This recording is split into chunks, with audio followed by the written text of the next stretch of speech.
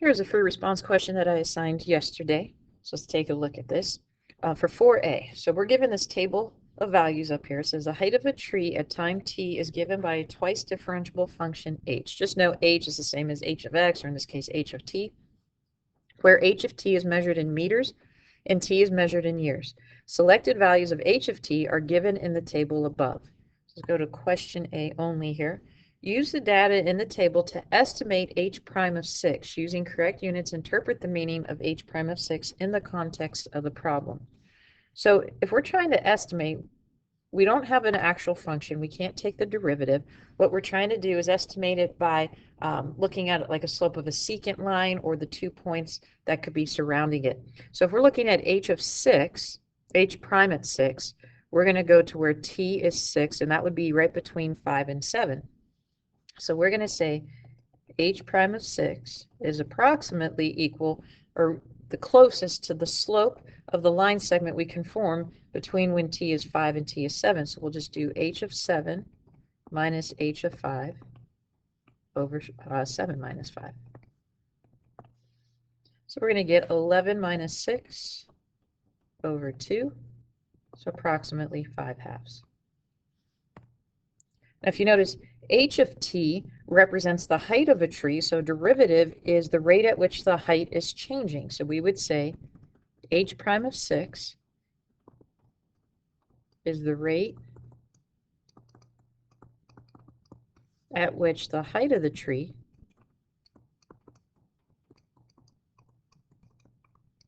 is changing. And then we would put the label here, in meters per year.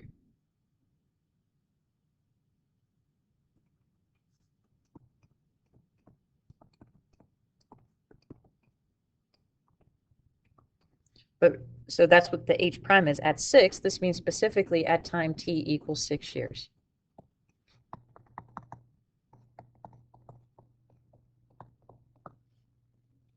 You get 1 point for the estimate, 1 point for interpreting with units.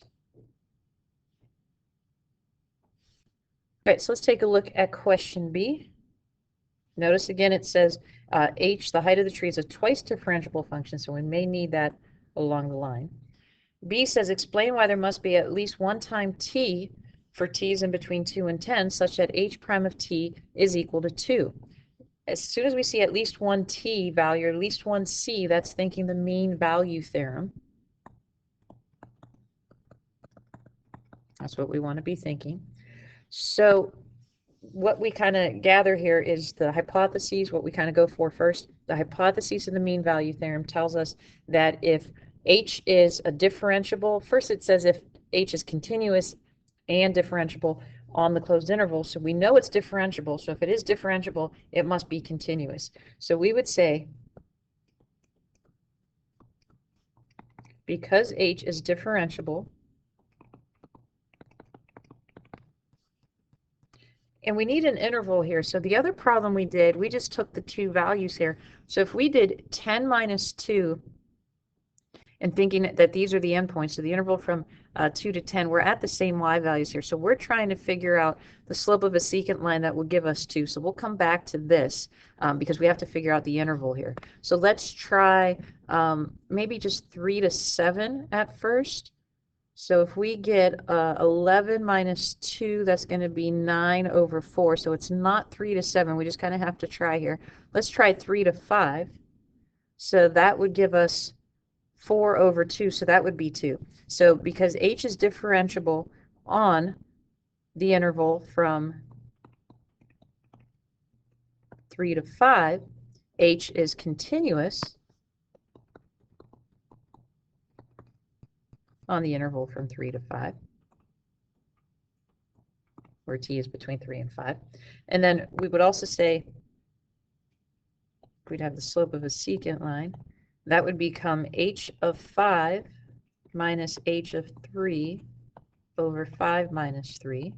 So that becomes 6 minus 2 over 2, which is 2. So because of these two facts, we can now say, by the mean value theorem, again on the test actually write that out, there exists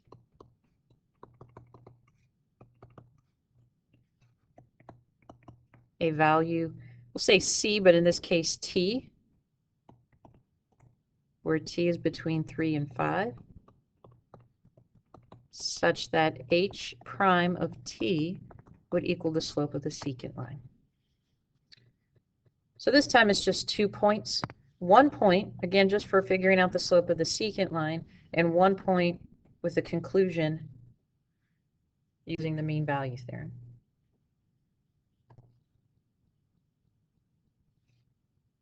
All right, question C. Use a trapezoidal sum with the 4 subintervals indicated by the data in the table to approximate the average height of the tree over the time interval from t equals 2 to t equals 10. So average height is the same thing as average value. So we would have the integral, actually the fraction here, 1 over 10 minus 2 times the integral from 2 to 10 of h of t dt. So we're still going to have the 1/8 out here, but then this part we're going to use a trapezoidal sum.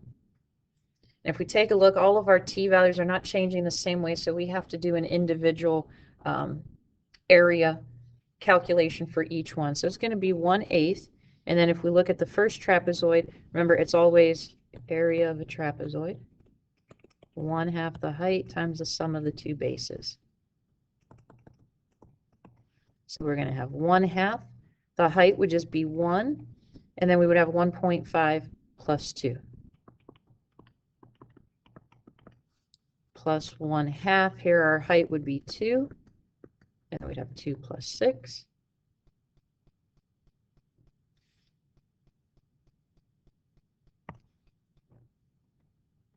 Next we'd have 1/2 from 5 to 7, that's another 2, and then 6 plus 11.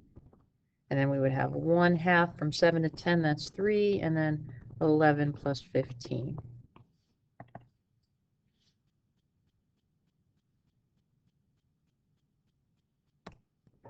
So what we could do now, just go through and calculate each one. We can still leave the 1/8 out in front. But we're going to have 1/2, and we'll get 3.5. This just becomes plus 8. This just becomes plus 17. And then we'll get 3/2 times 26.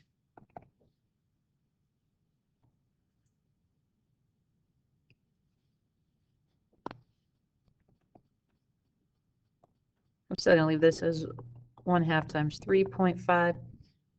We'll get a 25 here. And we say 2 goes into 26 13 times, so we'll get a 39. So I'm just going to show this as distributing here. We'll get 1/16, actually just 3.5 over 16 plus 25/8 plus 39/8. We could actually turn this now. We could double each one, so we'll get 7 over 32. We'll get 100 over 32. And we'll get 156 over 32. Unfortunately, this isn't a calculator problem, so whatever you need to do to figure this out, you don't have to do it this way. But adding all three of these together, we'll get 263 over 32. And then we'll call this meters. So we would say the average height of the tree over the time interval from t equals 2 to t equals 10 is 263 over 32 meters. And we're perfectly fine for leaving it this way. So we get 1 point for writing out the trapezoidal sum. It'll be up here, and then 1 point for the answer.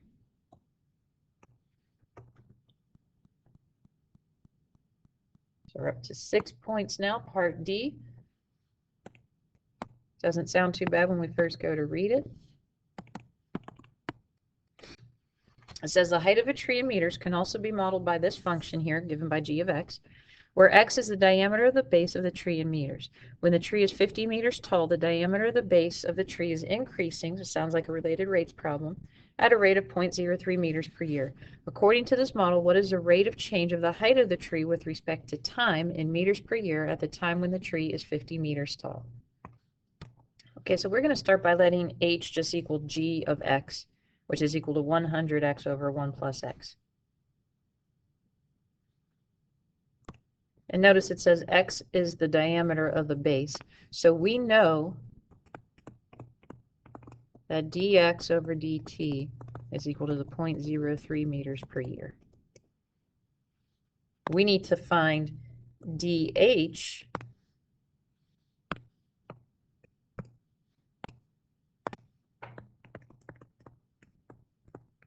but we're not putting it in terms of this. This would just become g prime of x when x is equal, rather when g of x is equal to 50. So that's how we have to start this problem. All right, so we didn't draw a picture, but we did write out what we know, what we have to find. We're given our function here that connects both of these. So let's go ahead and just differentiate this. So we're going to say g prime of x. We'll use the quotient rule here. So we'll have low d high, that's times 100, minus high d low would just give us a 1 over the quantity 1 plus x squared, times the derivative of x. We need that dx over dt. We can't forget about that. So what we need to also figure out is what is x. So if g of x is equal to 50, then that means 50 is equal to 100x over 1 plus x. So if we cross multiply here, we'll get 50 plus 50x equals 100x, 50 equals 50x. So that means x is equal to 1. So when g of x is equal to 50, x is equal to 1. So now g prime of x, we're evaluating here. Remember, that's what we have to find. So if x is 1, we're going to have 200 minus 100. That'll give us 2 squared, so over 4 times 0.03.